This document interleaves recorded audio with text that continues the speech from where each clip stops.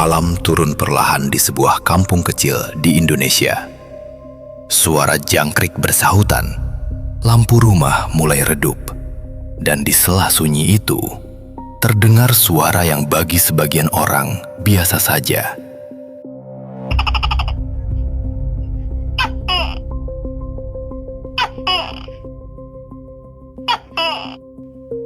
Seekor reptil yang menempel di dinding, tubuh berbintik, mata tajam, geraknya lambat. Namun entah sejak kapan, suara tokek berubah menjadi suara harapan. Harapan tentang uang besar, tentang keberuntungan, tentang mimpi yang katanya bisa mengubah hidup seseorang dalam semalam. Fenomena jual beli tokek di Indonesia bukan cerita baru. Tapi sampai hari ini, kisahnya tetap hidup, berpindah dari mulut ke mulut, dari warung kopi pinggir jalan sampai ruang hotel mewah. Ada yang percaya tokek memiliki manfaat medis, ada yang yakin tokek dicari untuk penelitian. Ada pula yang mengatakan tokek digunakan untuk pengobatan tradisional di luar negeri. Bahkan banyak yang percaya tokek dengan ukuran tertentu bisa dihargai fantastis. Semua bermula dari cerita. Katanya, ada orang yang berhasil menjual tokek hingga puluhan juta rupiah. Lalu cerita itu membesar. Ada yang menyebut ratusan juta, ada yang bilang miliaran. Tak ada yang benar-benar tahu mana fakta, mana bumbu cerita. Tapi justru ketidakjelasan itulah yang membuat fenomena ini terus hidup.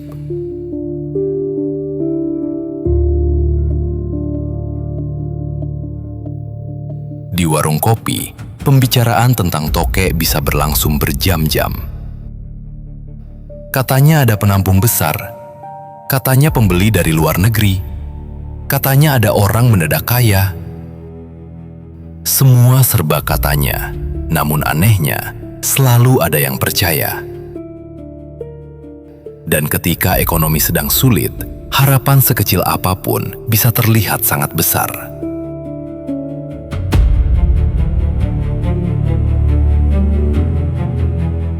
Mulailah orang-orang berburu tokek.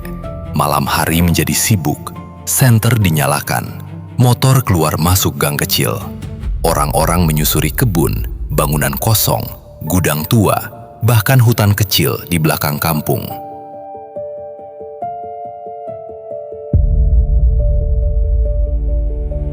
Ada yang memanjat plafon rumah, ada yang rela masuk semak belukar, ada yang berhari-hari tidak pulang demi mengejar informasi keberadaan tokek besar.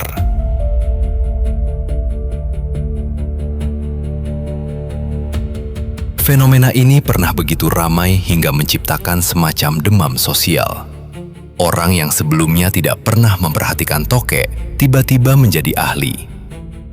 Mereka membahas berat ideal, cara menangkap, hingga cara merawat agar harga jual tetap tinggi.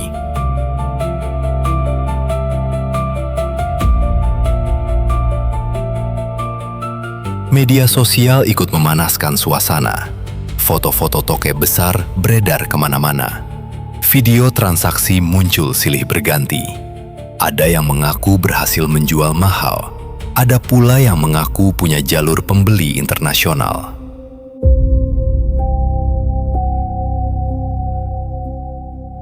Di sisi lain, banyak cerita yang berakhir sunyi. Orang-orang menjual motor demi modal berburu, meminjam uang, berpindah kota mengikuti informasi penampung. Ada yang menghabiskan jutaan rupiah, ada pula yang sampai ratusan juta untuk biaya perjalanan, penginapan, hingga syarat transaksi yang katanya diperlukan agar penjualan bisa berjalan. Dan seringkali, pembeli besar yang ditunggu tak pernah benar-benar datang.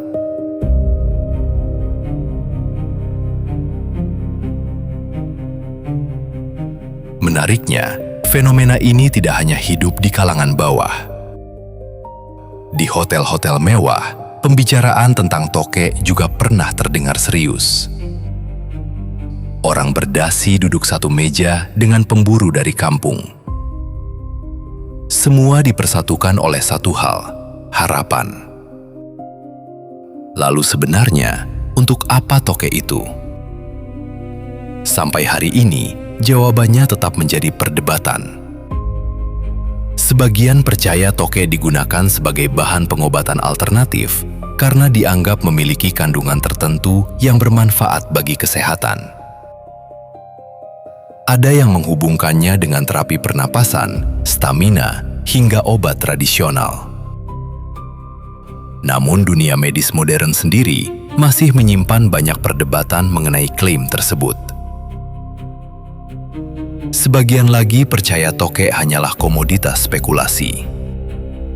Nilainya tinggi bukan karena fungsi nyata, melainkan karena cerita yang terus dipercaya bersama. Semakin misterius, semakin mahal. Dan disitulah fenomena sosial ini menjadi menarik. Karena yang diperjualbelikan bukan hanya hewan, tetapi juga mimpi, harapan, dan keyakinan.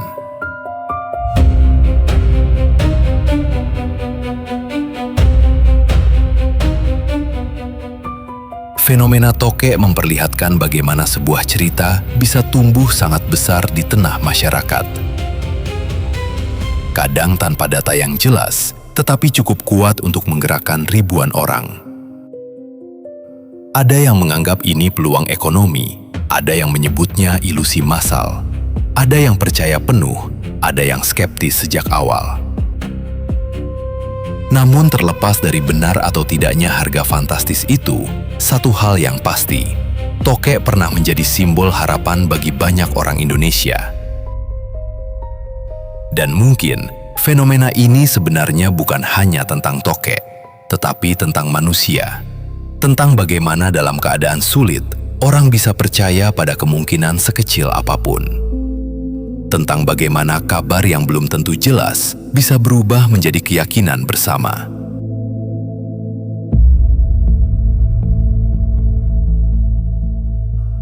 Kini hiruk-pikuk perburuan tokek memang tak seramai dulu. Namun ceritanya masih hidup.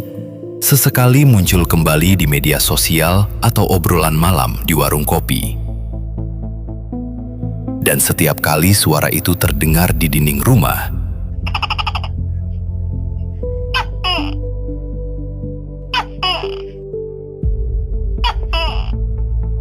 selalu ada seseorang yang diam-diam bertanya, "Jangan-jangan yang ini mahal?"